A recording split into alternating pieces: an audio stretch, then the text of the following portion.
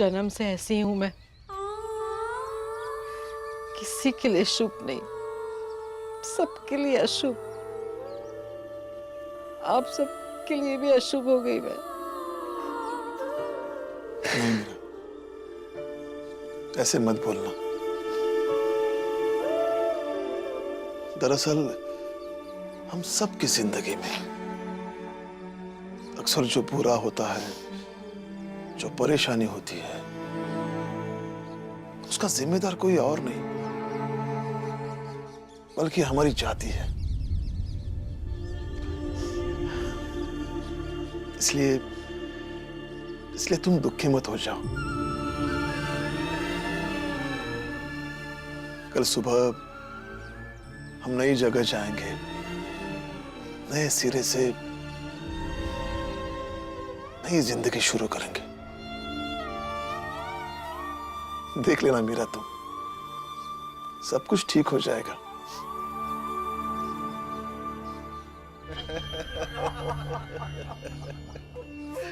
बधाई हो महाराज, बधाई हो। आखिरकार हम जीत गए। अब कल सुबह राम जी और उसका परिवार हमारा सतारा छोड़कर चला जाएगा।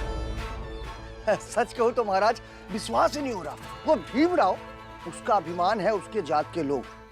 गोपाल ने उसी का उपयोग करके भीमराव के अभिमान को चकनाचूर कर दिया महाराज।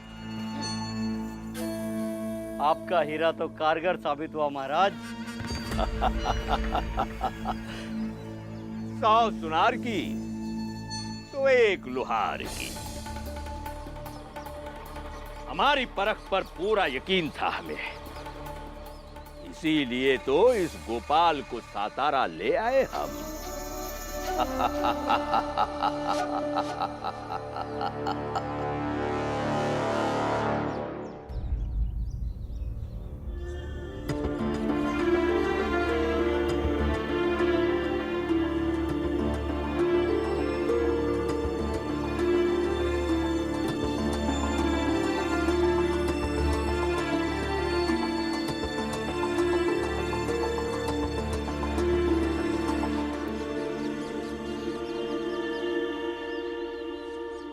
बुआ, मुझे सातारा छोड़कर नहीं जाना है।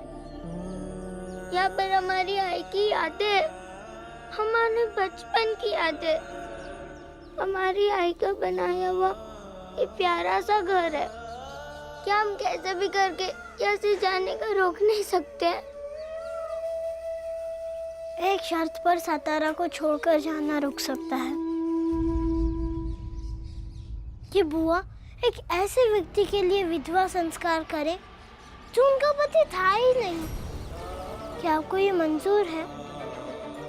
क्या आप चाहती हैं कि वो लोग जो विधवा संस्कार कराना चाहते हैं वो बुआ के साथ हो?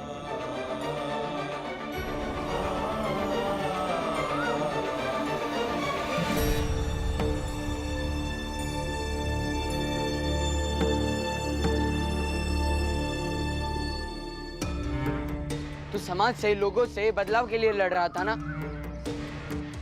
तू अपनी जात के लिए, सम्मान के लिए लड़ रहा था, तो लड़ ना। अब क्या हुआ? लड़ और कर खुद को साबित। बाला भैया, कोई भी लड़ाई अकेले लड़ी और जीती नहीं जाती है। वो अपने और अपने लोगों के भरोसे लड़ी जाती है।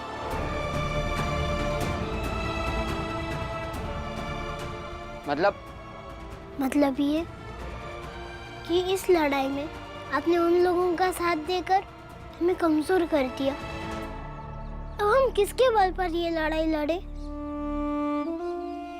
और जब अपने ही लोग विरोध में हो तो कैसे लड़ाई जीतेंगे?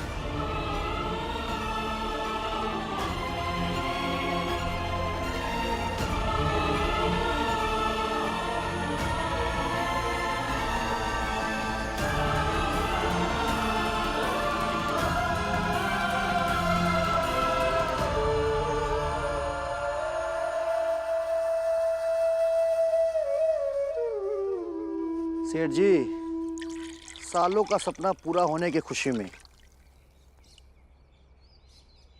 भीमराव और राम जी को उसकी हैसियत दिखाने की खुशी में ये लीजिए, शरबत पीजिए। सच में ऐसा वक्त बार बार नहीं आता।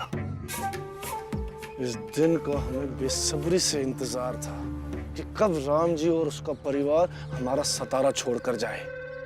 सेठ जी सच कहूं तो मुझे तो यकीन ही नहीं हो रहा कि कल सुबह राम जी और उसका पूरा परिवार सतारा छोड़कर चल जाएगा। ये किसी सपने से कम नहीं लग रहा सेठ जी। ये सपना संभव हुआ है गोपाल की मेहनत के कारण। हाँ सेठ जी, वो तो है। जिस काम को पूरा करने के चक्कर में हम इतने सालों से लगे थे, वो गोपाल ने बस कुछ ही दिनों में कर दिया। सेठ जी एक बात कहूं, इस भीमराव और राम जी के चक्कर में ना छोटी जात के लोगों का मनोबल बहुत बढ़ गया है। एक बार ये राम जी और भीमराव सतारा छोड़कर चले जाएं, फिर देखना कैसे मैं इन छोटी जात वालों का मनोबल तोड़ता हूं।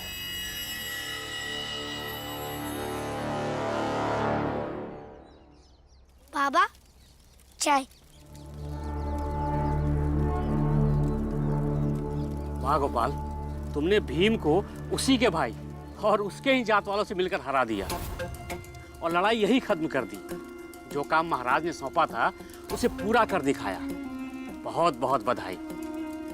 कल सुबह राम जी और भीम के जाने के बाद हम लोग का काम भी खत्म हो जाएगा। फिर हम लोग भी यहाँ से चल देंगे। वो सब तो ठीक है, लेकिन जिस काम को करने में हमने इतनी मेहनत की, उसका मेहनताना तो हमें मिलना चाहिए। कुछ स्वर्ण मुद्राएं, कुछ सिक्के जब खनकेंगे तब ये बधाई और भी अच्छी लगेगी। महाराज से कहकर कुछ दिलवाइए हमें। बिल्कुल दिलवाएंगे। आखिर धर्म का काम धन के बिना कैसे होगा? मैं कहूंगा महाराज जी से, वो सेठ है ना, वो महाराज जी का धन स्वामी, बहुत धन है उसकी तिजोरी में। महाराज उससे तुम्हारी मेहनत का पूरा हक दिलवाएंगे। इस बात के लिए निश्चिंत रहो गोपाल।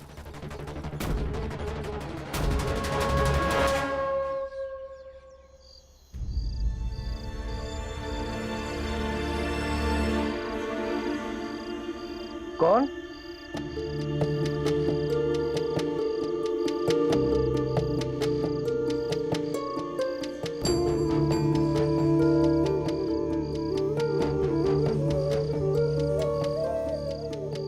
राम जी, तुम? बैठो पुरंजन।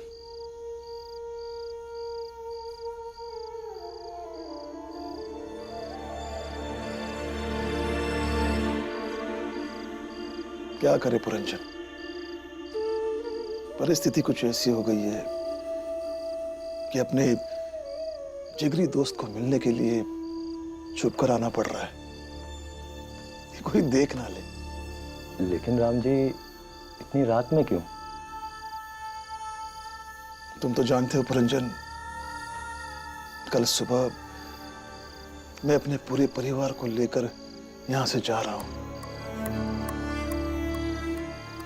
दिन के उजाले में मैं तुमसे मिल नहीं पाऊंगा, क्योंकि तुमने हमसे जो इतनी दूरी बनाकर रखी है। कोई बात नहीं, लेकिन तुमने मेरे बुरे दिनों में बहुत साथ दिया है, मेरे सुख में, मेरे दुख में। बस इसके लिए मैं शुक्रिया कहने आया था। राम जी, क्या तुम्हारा जाना रुक नहीं सकता है? नहीं पुरंजन, अब रुकना मुश्किल है, क्योंकि सब कुछ पहले जैसा नहीं रहा। मेरा अपना बेटा मेरे खिलाफ खड़ा हो गया, मेरा सबसे अच्छा दोस्त मेरे खिलाफ खड़ा हो गया। नहीं पुरंजन, सब कुछ बदल गया है।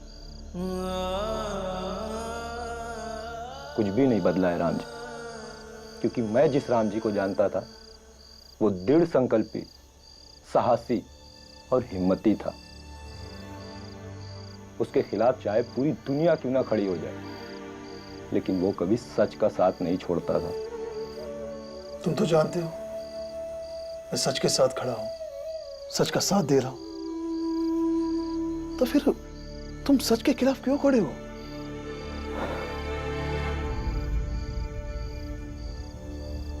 देखो राम जी, तुम चाहे इसे मेरी कमजोरी समझो या मेरी बुज़दिली, लेकिन मैं तुमसे एक बात का वादा करता हूं कि मैं तुम्हारा रात के अंधेरे में तो जरूर साथ दूंगा, लेकिन दिन के उजाले में साथ ना दे पाना मेरी मजबूरी है। 100 लोगों से अकेला मुकाबला करने वाला, लड़ने वाला, हौसला रखने वाला मेरा दोस्त अब डर गया है, क्योंकि सच्चाई के साथ मजबूरी में, चोरी से या रात के अंधेरे में देने से सच्चाई के साथ खड़ा होना नहीं है, बल्कि ये आपराधिक कार्य है। तुम्हारी बातों से अपराध की बू आ रही है। इससे अच्छा है तो दिन के उजाले में तुम गलत का साथ दो, उनका समर्थन करो। देखो पुरंजन, मैं तुम्हारा दोस्त हूं, इसलिए मुझे जो उचित लगा वो मैंने कह दिया। लेकिन एक बात जान लो, डर को मन के भीतर पाना अच्छी बात नहीं है, क्योंकि डर इंसान को निष्पक्ष नहीं रहने देता।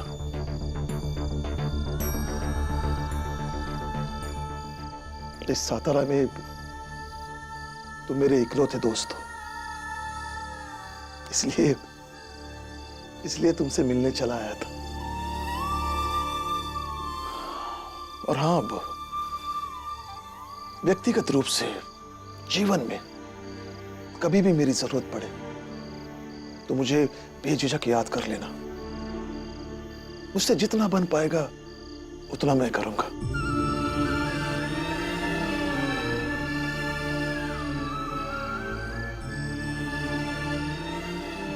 चलता हूं, अपना ख्याल रखना। अगर गलती से मैंने कुछ कह दिया हो तो एक दोस्त समझकर माफ कर देना। कैसी बात कर रहे हो राम जी?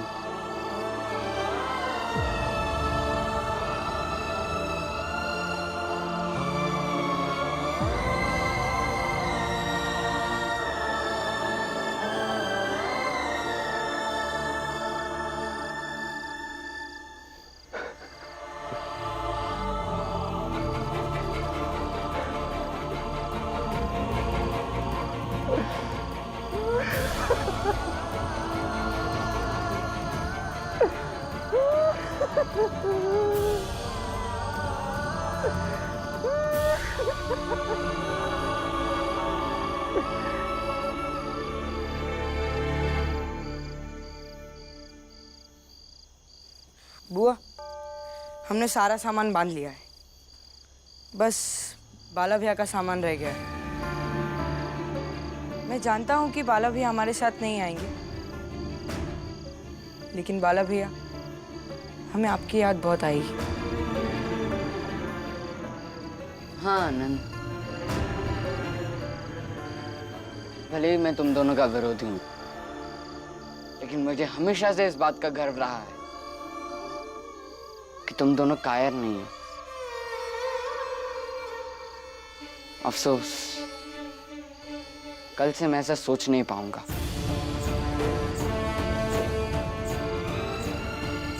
कल से मेरे मन में बस यही विचार रहेंगे कि मेरे दोनों भाई भगौड़े हैं।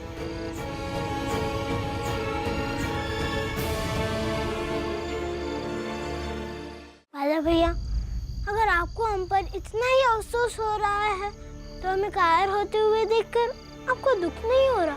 ज्ञान मत दे भीम, लड़ाई का मैदान छोड़ के तू जा रहा है, इसमें मेरी क्या गलती? मैं क्या कर सकता हूँ?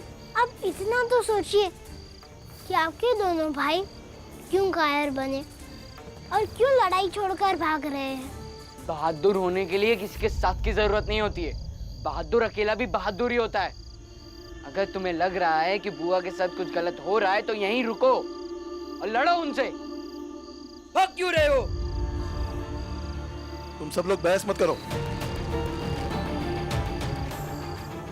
अब तय हो गया है, कल सुबह जाना है, मतलब जाना है। जिसको चलना है चलेगा, जिसको नहीं चलना है वो यही रहेगा।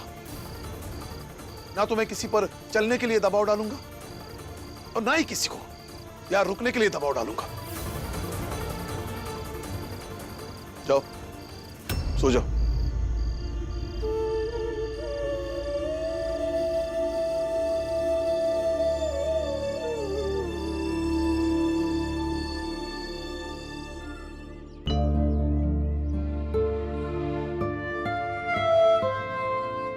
भीम, आनंद, तुलसा, मंजुला और बुआ को बुला कर लेकर आओ। राम जी,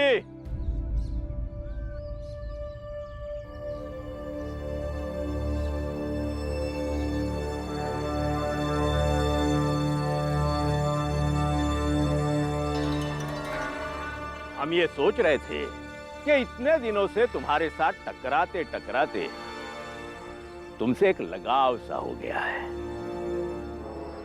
इसलिए हम सोच रहे हैं कि तुम्हारे जाते जाते तुम्हें कुछ उपहार स्वरूप दे दे।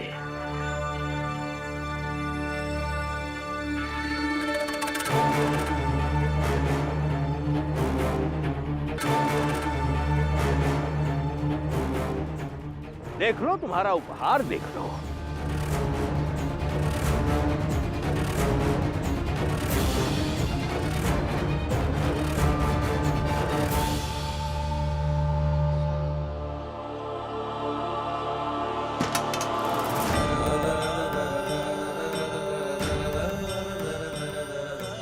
जूता चप्पल बनाने के काम आएंगे ये औजार।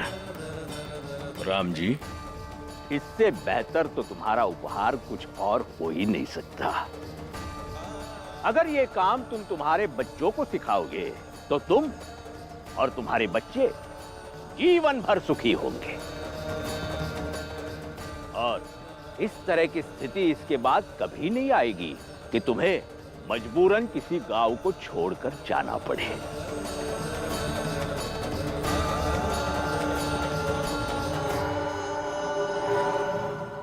देख क्या रहा है राम जी, महाराज इतने प्रेम से तेरे लिए ये उपहार लाए हैं, उठा ले, रोजी रोटी चलाने के काम आएगा। उठा ले। मैं फौज में नौकरी कर चुका हूं, रिटायर्ड सूबेदार हूं। मुझे जीने के लिए इस पेशे की जरूरत नहीं है और ना ही मेरे बच्चों को। लेकिन ये मत सोचिएगा कि मैंने इस पेशे का अनादर किया है, क्योंकि मेरा मानना है कि हर पेशा अच्छा होता है, हर काम अच्छा होता है।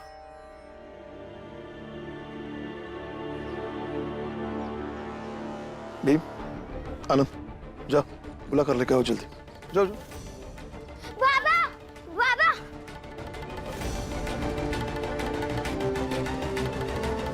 पता नहीं बुआ कहाँ चली गई। कहाँ चली गई? सुबह से दिखी नहीं, तो हमें लगा कि कहीं बाहर गई होगी, लेकिन अब तक नहीं आई। ये जाने के समय में कहाँ चली गई? वो देखो आ रही है।